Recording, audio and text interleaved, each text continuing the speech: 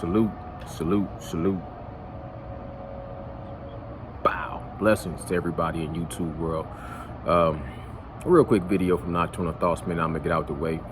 What did y'all think about Saul Canelo Alvarez's media workout? That's probably the first thing I watched when I got up today. You know what I'm saying? I got the opportunity to watch the whole workout, and I caught it live halfway through. I had to watch the rest of it, and then went back and watched it from the beginning up until where I left off at. You know what I'm saying? What did I notice? What did y'all notice? Y'all let me know in the comments below. But what did I notice? I noticed that he was careful not to reveal anything new that he'd been working on. Honestly, I noticed that he was only going, maybe he said 40%, but you know, he was definitely holding back on his power.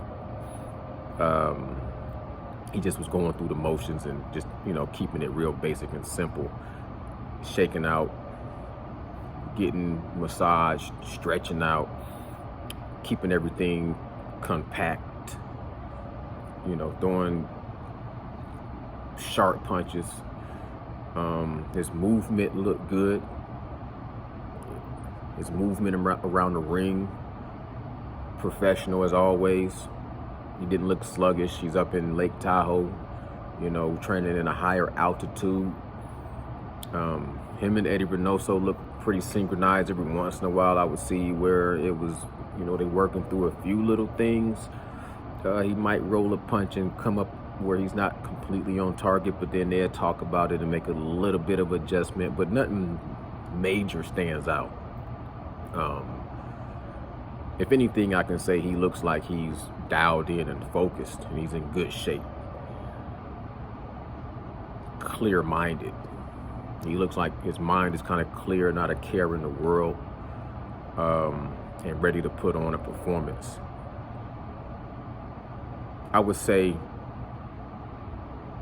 can't underestimate Saul Canelo Alvarez.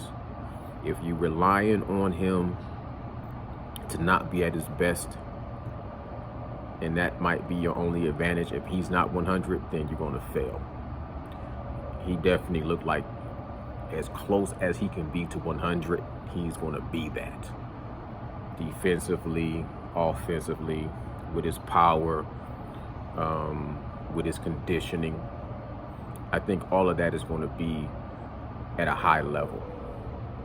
From what I've seen in his media workout, he looked like he's in phenomenal shape. And that's like he said, and like I saw, going 30-40%, he definitely going to have a lot of power. So you got to watch out for that. Other than that, I didn't really see anything or hear anything. They didn't talk. Everybody kept things professional. They didn't go off into fantasy fights. I don't think too much. They didn't go into talking about. I think they did ask him about his ring walk, and he said it's going to be huge. That's going to be for his people, his audience. So I'm sure for whatever is huge for them, which I do not know, then that is what it is. Like I said, I'm really not caught up into the ring walks, even though that could be a huge moment if he does something that's so big that, you know, it's just defeats Jermell Charlo before the fights even start, because, you know, just the energy. You get the crowd so hyped up and so focused in on just Canelo coming into the ring, and now you get knocked off your game. Then I can see that being an issue. So you got to completely focus and tune that out. But they didn't ask him a lot of questions that, you know, like as far as strategy that I can recall. Nothing stand out that he said besides the fact that when he hits Charlo, it's going to hurt. You know what I'm saying? He's 100% healed. He's 100% confident in throwing his powerful punches now because he's healed and not dealing with injuries. And you're going to see on that fight, you're going to see on that night that he's going to bring that old school vintage Canelo that was, you know, knocking out guys like Caleb Plant and Caleb Smith and Billy Joe Saunders and so on and so forth and etc. So his media workout was pretty professional and basic, so I'm gonna keep my video professional and basic. It was a good media workout. Nothing spectacular. If anything, I like to see the preparation before he even. That's what inspired me today, to be honest. Watching him go, because I put it like this, just to put it on a personal level. Sometimes guys like me, we'll skip over warming up. If you don't have a lot of time, or you not really in the mood, sometimes you just go in there, do what you're gonna do, and you risk all kind of injuries skipping over some of those steps. And sometimes a lot of guys don't show you that. They show you doing some jump rope, but they don't show you all the stretching and the rehab and the physical therapy and then you be like, okay, damn, I need to go back to doing that real quick, and then you have a totally better workout. So kudos to Canelo for that.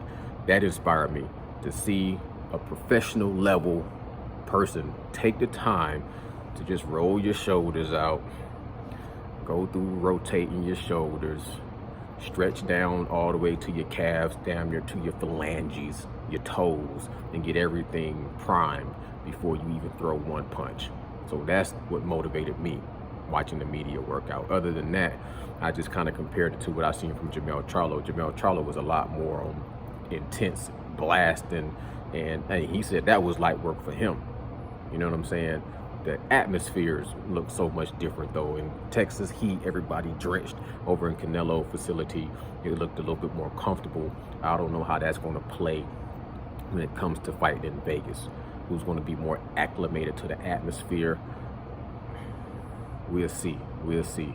I like to see the way. I can't wait to see the guys on the scale. You know what I'm saying? Really, you want to see what Jermell Charlo brings to the scale, not having to drop down that weight and just being able to focus on, you know, strength and conditioning and technique. But anyways, those are my thoughts. Y'all let me know what y'all think in the comments below. Blessings, Nocturnal Thoughts. Sub up to the channel if you're new. Leave me a thumbs up and leave me a comment so I can get at you and talk to you about some boxing. What did y'all think of Canelo's media workout?